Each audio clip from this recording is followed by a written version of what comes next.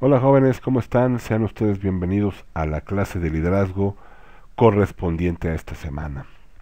En esta ocasión vamos a continuar tratando temas muy interesantes que tienen que ver con la capacidad de algunos individuos en influenciar el pensamiento de un grupo grande de personas. Podemos explicarlo a través de una rama de la psicología que se conoce como la psicología de las masas, y hoy vamos a estudiar, vamos a explicar algunos ejemplos que tienen que ver con este interesante tema. Así es que si no tienen ningún inconveniente, acompáñenme y comenzamos. Bien, para iniciar la sesión de esta semana, vamos a comenzar por plantearnos las siguientes preguntas. Aparentemente las respuestas a estas preguntas deben ser obvias, pero hay que hacer una reflexión. Por ejemplo, ¿ustedes empujarían sin piedad a una anciana solo porque ella se interpone en su camino? ¿O tal vez alguno de ustedes podría en algún momento determinado tomar una piedra, romper el aparador de un centro comercial y robarse una televisión? ¿O qué tal? ¿Les ha pasado que alguna vez, sin tener un motivo aparente, les da por agredir a una persona que pues se les quedó viendo feo o simplemente iba pasando por el lugar? O peor aún, simplemente la agredimos porque trae puesto la camiseta, el jersey de un equipo deportivo con el cual no concuerdo. Probablemente la mayoría de sus respuestas, incluida la mía, nos va a indicar pues que no, que nosotros no seríamos capaces de hacer semejantes barbaridades. Sin embargo, les invito a que observen las imágenes con las que estoy ilustrando la diapositiva. La primera de ellas pues es ni más ni menos que el famoso Metro Pantitlán en hora pico. ¿A quién de nosotros no le ha tocado experimentar el goce de estar en Pantitlán cuando hay mucha gente, ¿no? Entonces, estamos cansados, estamos agobiados, estamos acalorados, estamos desesperados y estamos en un gran número de personas que se están congregando al mismo tiempo. Entonces nosotros dejamos de ser individuos y nos convertimos en parte de una masa. ¿Y qué es lo que pasa? Que entonces la masa no razona, la masa reacciona. Entonces si yo estoy dentro de la estación con 15,000 personas al mismo tiempo y con un tren llegando cada media hora y ya estoy desesperado, ya estoy cansado, ya estoy agobiado, y de repente llega el tren y se abre la puerta y hay un lugar vacío y lo único que se interpone entre mi persona, mi cansancio, mi desesperación, mi enojo es una abuelita, pues la voy a empujar. Finalmente, yo merezco ese asiento vacío, yo lo tengo que pelear porque ya estoy cansado, ya estoy desesperado y no me lo vaya a ganar otra persona. Entonces, en ese momento, como soy parte de una masa, igual y entonces sí empujo a la abuela y pues que me disculpe, pero pues yo necesito ese lugar más que ella, ¿no? Entonces, fíjense cómo cuando formamos parte de una masa, lo más probable es que individuos racionales en su mayor parte pues dejen de razonar y reaccionen conforme lo hace la masa. Por eso el ejemplo del Metro Pantitlán, porque seguramente a todos nos ha tocado que cuando ya se abren las puertas para ingresar al convoy, cada quien hace lo mejor que puede para sobrevivir en ese ambiente hostil. Y entonces empujamos, pataleamos, mentamos madres, pero finalmente ya no reaccionamos como individuos, sino reaccionamos como parte de una masa. Lo mismo pasa cuando hay muchedumbre, cuando hay turbas enardecidas, cuando hay manifestaciones que se salen de control, pues estas actitudes entonces se vuelven más comunes. Es decir, pues de repente cuando estamos protestando por algo, pues dentro de la protesta social, sea justa o no sea justa, pues tomo una piedra y rompo un aparador y asalto un Oxxo o me llevo una televisión o pues si me puedo llevar ahí ropa de alguna tienda de deportiva, porque esto es lo que ha venido sucediendo en los últimos meses. Hay ejemplos de ello, hay evidencia documental que da cuenta de que pues la gente actúa así. ¿Por qué actúa así? Porque finalmente dejan de pensar como individuos, sino que comienzan a reaccionar porque forman parte de una masa. ¿De acuerdo? Bien, entonces, ¿cómo es posible comprender el comportamiento de las masas? La mejor forma de entender por qué las personas reaccionan de tal o cual manera cuando están dentro de una masa es a partir del estudio de la psicología de las masas. La psicología de las masas es una conjunción que hacen la sociología y la psicología para entender el comportamiento de las mismas. Finalmente las masas se vuelven predecibles en algunos elementos de su comportamiento. A partir del estudio de estos comportamientos, la psicología de las masas pues busca estrategias para prevenir y en algunos casos contener el comportamiento de las personas cuando están en determinados ambientes. Entonces, entre las cosas que se han podido identificar en el comportamiento de las masas, podemos encontrar lo siguiente. Primero, generalmente las personas que están operando dentro de un conjunto de masas no sienten remordimiento por lo que están haciendo. Entonces, pues si ustedes se dan cuenta, la gente que está rompiendo vidrios, que está realizando pintas y demás, pues siente que está haciendo lo correcto, se siente envalentonado, se siente engrandecido, se siente lleno de poder, porque como dice ahí, se genera un sentimiento de poder, de invencibilidad, y entonces pues intentar dialogar con una masa bajo estas circunstancias, pues no es la mejor opción, porque finalmente no van a hacer caso. ¿Por qué? Porque están contagiados de la emoción, están contagiados de la efervescencia del momento, y evidentemente no están dispuestos a razonar que lo que están haciendo, hablo de romper vidrios, de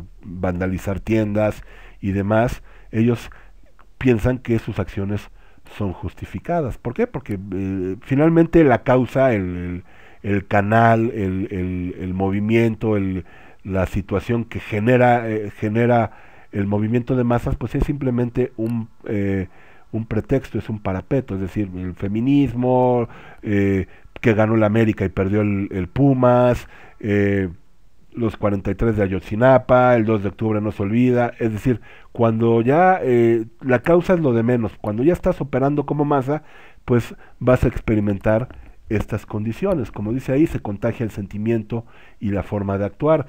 Entonces a lo mejor tú como individuo pues no accederías a agredir a alguien de la porra de enfrente, pero pues como tus cuates y estás además contagiado de que tu equipo ganó o perdió, porque puede ser lo contrario, pues ya en la dinámica pues te agarras a catorrazos con el de enfrente, ¿no? ¿Por qué? Porque finalmente te estás contagiando de lo que los demás están haciendo.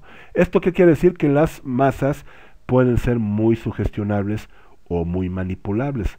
Por eso los líderes de opinión, los políticos, los oradores, los líderes religiosos inclusive, pues se aprovechan de esta sugestionabilidad. Diciendo lo correcto en el momento correcto, la masa va a hacer lo que tú quieras. Compañeros, nos están reprimiendo en la otra esquina, vamos a ayudar a los compañeros que están siendo reprimidos. Y bolas, ahí van todos, ¿no? Ni siquiera tienen la certeza de que los estén reprimiendo, ni de que en el otro lado haya alguna situación que merezca que tú vayas y vandalices, pero pues ya te lo dijo el líder y ahí vas en consecuencia a actuar. Entonces, como dice ahí, la masa no reacciona, más bien la masa reacciona, no acciona. Esto es bien interesante porque ahorita yo lo estoy platicando desde el ejemplo de los actos vandálicos, de las protestas, de romper vidrios y demás, pero no necesariamente es no necesariamente es exclusivo de cuando la turba está enardecida. La masa también puede estar contagiada de situaciones positivas, como por ejemplo pudiera ser en un movimiento religioso, ¿no? Cuando en Estados Unidos es más común que de repente hay gente que se dedica a hacer estos eventos religiosos, evangélicos y cristianos y demás, y entonces juntan gente en estadios de fútbol y se congrega a muchas personas y de repente pues es tan poderoso el mensaje que el orador está transmitiendo, que el amor de Cristo, que el milagro de Dios, etcétera, etcétera, lo cual es muy respetable, pero el sentimiento se contagia porque empiezan a cantar, empiezan a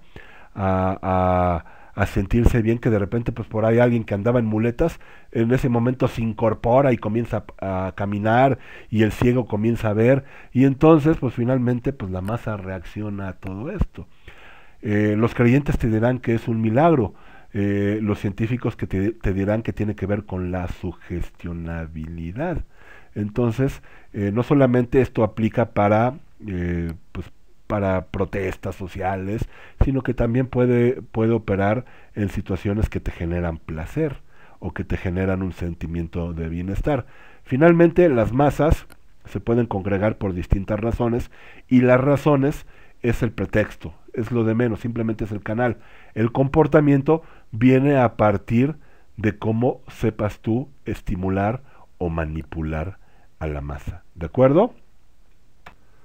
Bueno, ¿cuáles serían entonces los usos para la psicología de las masas? El primero, pues, es crear estrategias para intentar entender el comportamiento de las mismas. En ocasiones, por ejemplo, en los estadios de fútbol, en lugares donde sabes que a lo mejor va a haber un contingente enorme de personas, pues buscas desactivar aquellas circunstancias que te puedan generar una reacción adversa de la masa, ¿no? Por ejemplo, en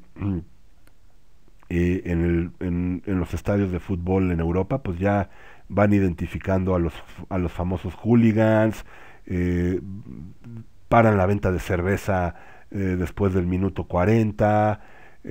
Finalmente ellos toman estrategias que puedan evitar que la masa en algún momento se desborde. También es importante que sepamos que cuando nosotros estamos bajo una dinámica de masas, no importa mucho nuestro extracto social o nuestra educación. Generalmente la respuesta más simplona a esto es de que cuando, por ejemplo, se presenta un disturbio en un estadio de fútbol, ¿no? Van a decir, no, pues es que solamente los del América son así, porque son unos nacos, porque ódiame más. No necesariamente. Es decir, la violencia en un estadio no es privativa de solamente los aficionados al fútbol, o no es exclusiva de solamente de los aficionados al América. Finalmente, acuérdense que la masa te contagia de lo que estás pasando. Otros deportes viven lo mismo, no crean que solamente es exclusivo del fútbol. La gente que le gusta el fútbol americano, los estadios de la NFL en los Estados Unidos, discúlpenme, tal vez no lo ven en la televisión, en las noticias, pero los aficionados al fútbol americano en Estados Unidos son rudos y generalmente terminan en broncas en las tribunas. Que las televisoras sean inteligentes y no le den un atención debida, o no pongan las cámaras ahí, porque finalmente mucha gente lo hace para salir en la televisión, para salir en las cámaras, pero a mí me ha tocado ver en escenarios de la NFL, los aficionados de los Vaqueros de Dallas son bastante vándalos, ni qué decir de mis queridos Raiders de Las Vegas, la gente del Hoyo Negro es pesada. Y así todos los aficionados de los Patriotas y demás equipos caen en la misma dinámica. Entonces no podemos decir solamente son los del América, o solamente son los del fútbol, o solamente son los nacos sin educación. No, ya cuando estás dentro de la masa te transforma y te obliga a actuar de la misma manera que están actuando las otras personas. Otro tema importante que es la manipulación de los medios. Si tú aprendes a manipular aquello que excita a las masas, que la incita a actuar de tal o cual manera, pues ya tienes ganado un cierto lugar en la forma que tú vas a influir en la popularidad o en la percepción que otras personas van a tener de ti. Entonces es bien interesante el uso que tiene la psicología de las masas. ¿Por qué? Porque finalmente, en algunos casos ayuda a prevenir desastres y consecuencias no agradables, pero en otros casos también ayuda a manipular la percepción global que se tiene sobre un producto o sobre una persona. Si yo manipulo los medios, si yo manipulo las masas, entonces yo puedo influir en que las ventas de mi producto, de mi iPhone 11, se disparen. ¿Por qué? Porque ya manipulé los medios y porque ya quiero que la masa lo compre. Entonces es así como funciona o trabaja la psicología de las masas. Bien, para el tema que nos compete a nosotros, el manejo de las masas va estrechamente relacionado con el liderazgo. ¿Por qué? Porque finalmente los líderes que entienden el funcionamiento de las masas, que llegan a entender el sentimiento, las emociones que están experimentando las masas, son aquellos que pueden lograr que las masas finalmente le sigan, le apoyen. sean concordantes con su forma de pensar, con su discurso. Debemos de entender que la masa no solamente es el conjunto homogéneo de personas en una manifestación o en una plaza pública, sino que las masas en general también pueden entenderse a partir de la visión de los medios de comunicación. Por eso se les llama medios masivos de comunicación. ¿Por qué? Porque la televisión la prendemos al mismo tiempo 4 millones de personas en determinado canal. Entonces, finalmente, la información que llega al público en general a partir de los medios masivos de comunicación, pues puede llegar también a influenciar el pensamiento de los espectadores. Por eso es muy importante entender la importancia, valga la redundancia, por eso es determinante entender la importancia de los medios de comunicación y la influencia que tienen en el pensamiento de las personas, es decir, en el pensamiento masivo. Como dice ahí, actualmente hay muchas estrategias determinadas para manipular a las masas. Estrategias políticas, por supuesto, las campañas políticas tienen este impacto en los comerciales, en los discursos, en los debates y demás, pero también la manipulación de masas se puede dar en otros sectores, como ya habíamos dicho, por ejemplo, el religioso o inclusive el comercial. Si yo tengo una estrategia comercial bien planeada, bien diseñada y bien distribuida a través de los medios masivos de comunicación, probablemente mis ventas van a mejorar o van a crecer significativamente porque tuve una influencia sobre las masas. Para entender mejor el papel que juegan los medios de comunicación, pues no hay otra teoría que la de Noam Chomsky. Hay muchas, hay varias, pero digamos que la más relevante es la de Noam Chomsky. Noam Chomsky es un pensador del siglo XX, aunque todavía sigue vivo, es un hombre ya cercano a los 90 años de edad, que con mucha influencia en las sociedades, es un hombre que generalmente está asociado o tiene una visión progresista de izquierda. Estoy hablando de sus visiones políticas, pero la teoría que él desarrolla sobre la influencia de la manipulación mediática, pues es algo que ha sido utilizado por gobiernos de izquierda, de centro y de derecha, por grandes corporativos que los utilizan para vendernos productos, y vamos a discutir parte de ellas en la clase de hoy, y el complemento lo vamos a hacer en la clase de la próxima semana. Pero digamos que ahorita que comencemos a explicar cómo funciona la teoría de la manipulación de los medios de Chomsky, ustedes me van a decir si sí o no han visto esto reflejado en su vida común. ¿De acuerdo? Bueno, de acuerdo con Chomsky, existen 10 estrategias que están encaminadas a afectar la forma en que el público piensa, es decir, a afectar las decisiones que el público va a tomar a partir de cómo se le manipule masivamente por los medios de comunicación. Y la primera estrategia es la estrategia de la distracción. Me voy a permitir leer la primera parte para que quede claro el punto, aunque yo no soy mucho de leer las diapositivas. Dice: el elemento primordial del control social, es decir, estamos buscando controlar a la sociedad, es la estrategia de la distracción.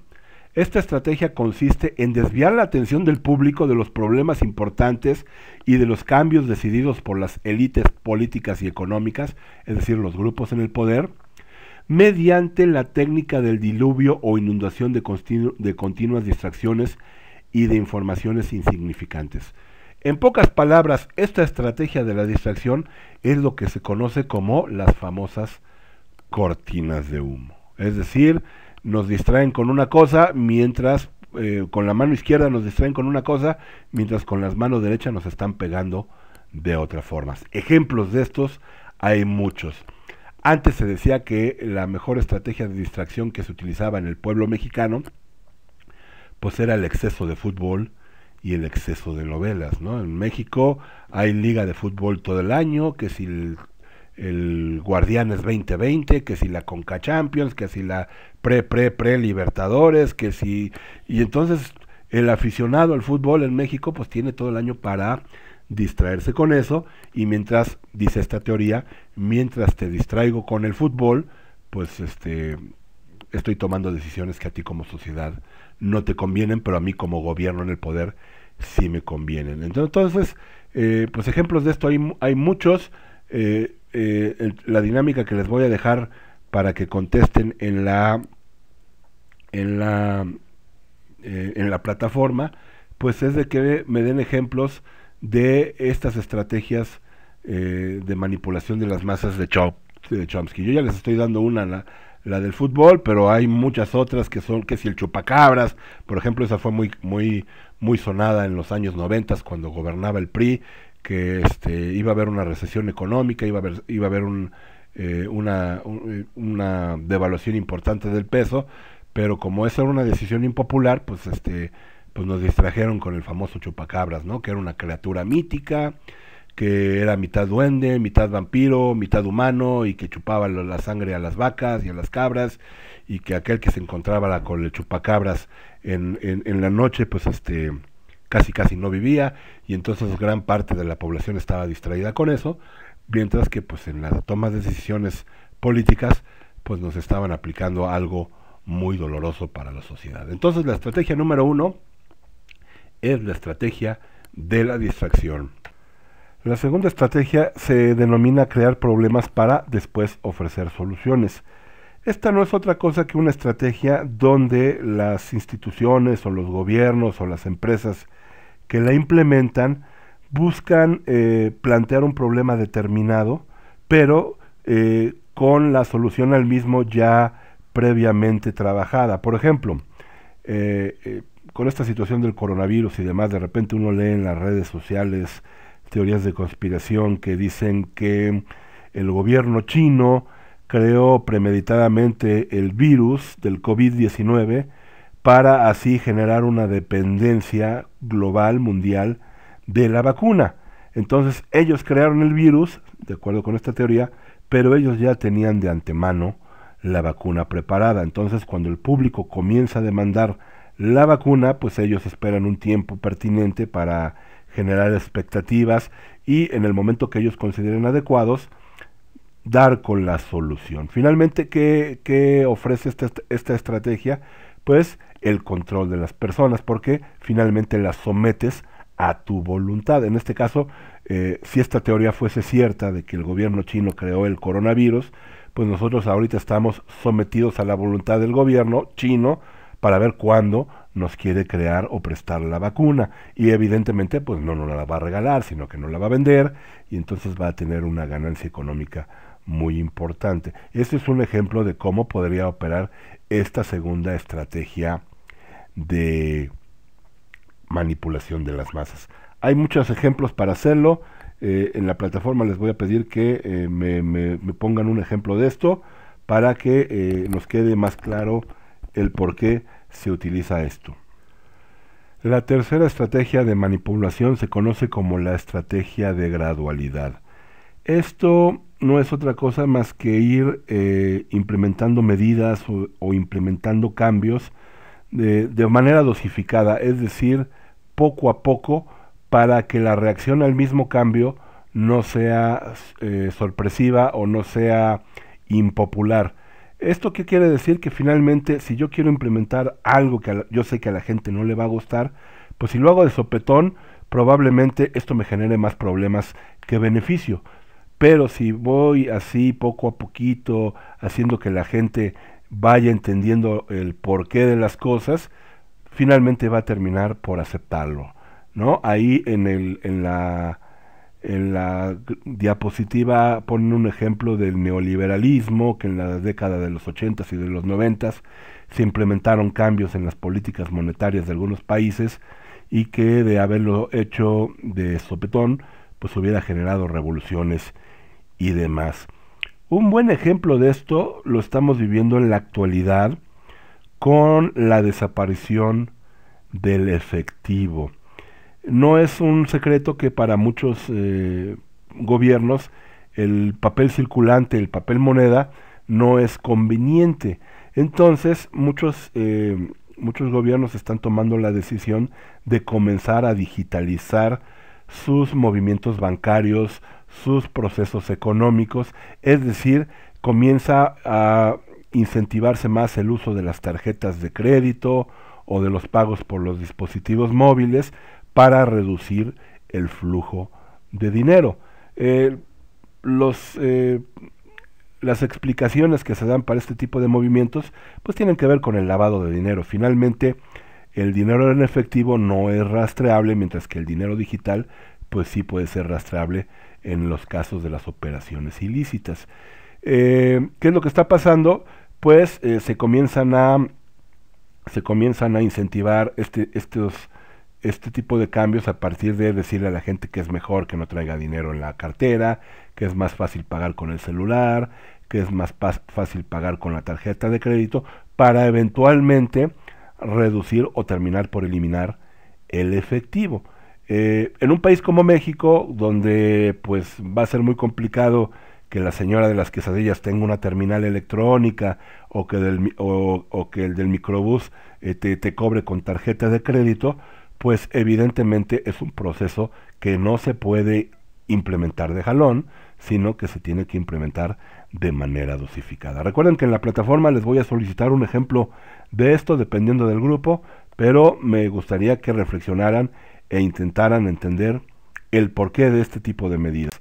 Por lo cual los invito a que continúen con nosotros o que continúen con un servidor la próxima semana, donde terminaremos de explorar las distintas estrategias de la manipulación de masas. En esta ocasión solamente leímos 3 porque de lo contrario la clase se prolongaría, y mi intención es que pues sea dinámica y que estén ustedes interesados al 100% en el contenido de la misma. Por eso les agradezco su presencia, les agradezco su atención y los invito a que nos escuchamos la próxima semana.